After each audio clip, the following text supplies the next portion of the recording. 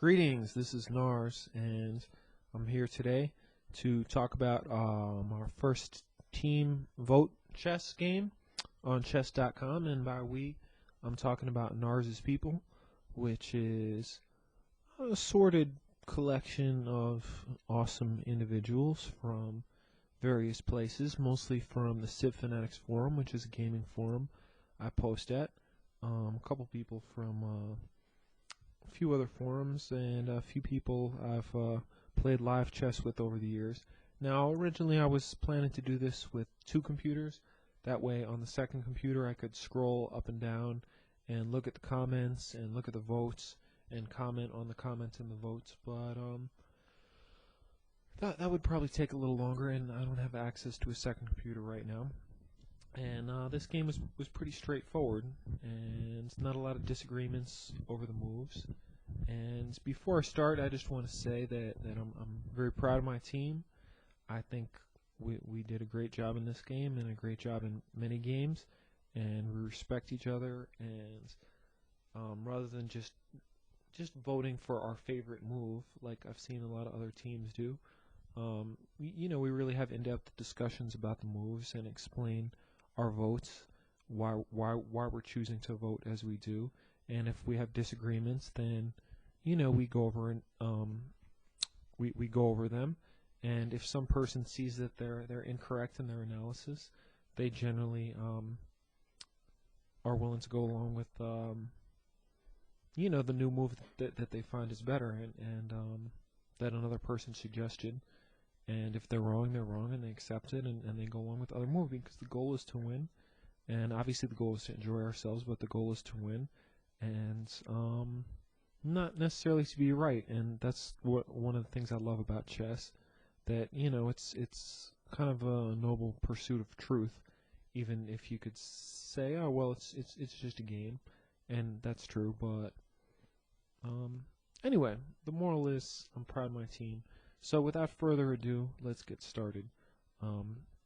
We started with e4. That got most of the votes. Opponents played e5, knight f3, knight c6, and we went into an Italian game, Guccio Piano. Not sure if I'm saying that right, embarrassingly, but black plays logically.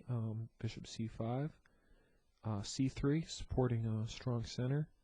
Knight f6, attacking the e4 pawn. d4, e takes d, c takes d, bishop to b4 check. Here there's a couple possibilities. We could gambit. We can make a gambit of it with knight c3, which got a few votes, but the majority voted for bishop to d2.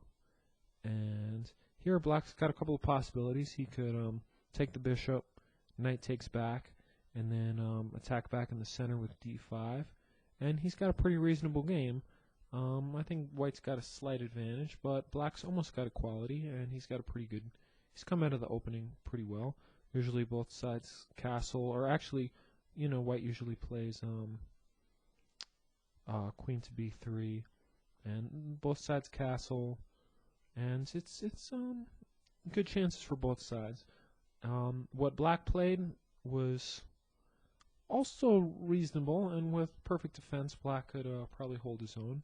But in general, in correspondence games, over-the-board games, blitz games, any situation, I prefer to see this move, because black has more opportunity to go wrong, in my opinion. Black plays knight takes e4, which on superficial glance looks like he's just won a pawn for nothing, but white's got some tactical resources.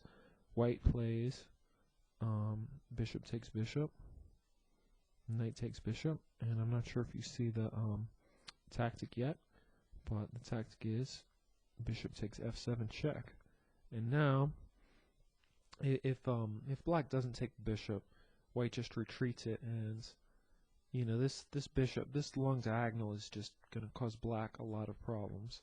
He's never going to be able to get his king to safety, so he's pretty much got to take it. So black takes, and now queen to b3 check, which is the idea of the whole maneuver. Black's going to lose his knight.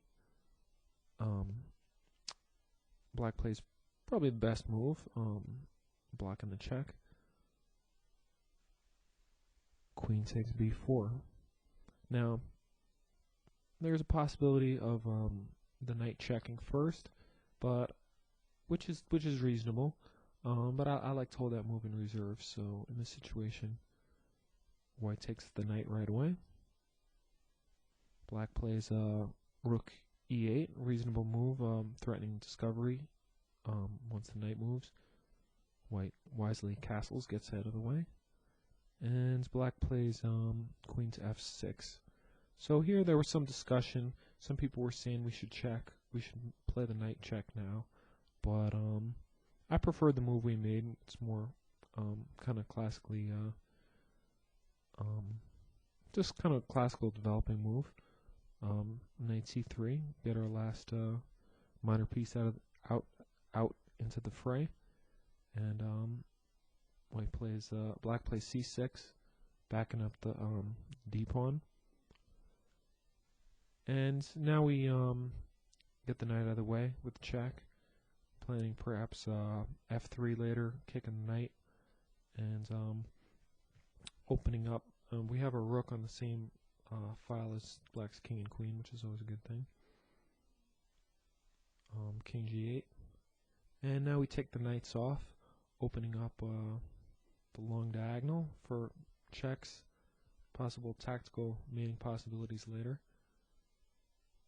And yeah, black takes back, and now we play rook to e1. And this is why I like vote chess, because playing by myself, I might have just without thinking too much about it, I might have played f to e1, which would be a much worse move. This is much better because both the rooks are on really good files. If we play f3 later, we have a possibility of opening one or both files, and just a much better move in my opinion. And you know, I have my team to thank for that. They played, this is where they start kind of falling apart. They played bishop f5, and now snap, we take the pawn. In a lot of situations it's not good to snap up loose pawns, but in this one it's perfectly safe. And in fact, to defend the c pawn now, black has to make his position even worse. So our rooks compared to his rooks, it's just no question, our rooks are much more active, and already we have pretty winning position here. So now we go ahead and play f6 as planned, opening up one or both of the rooks files for penetration. And now black makes a blunder with queen d6. Do you see why? This is why. Queen f7 check, only move is king to the corner, and now queen snaps off the bishop, and we're a clean piece up for nothing.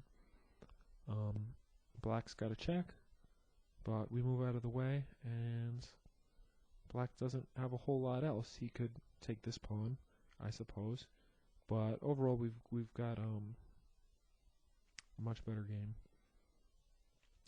Instead, white attacks our queen. We come to the really good square of d6 with all sorts of tactical and mating possibilities if black doesn't play. Well, pretty much however black plays, but he's really doesn't have a lot of good moves here.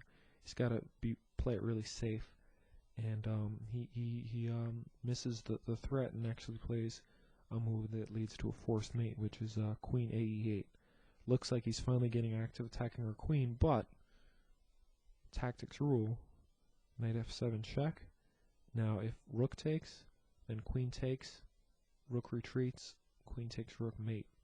So black opts to go to g8, but this also leads to mate.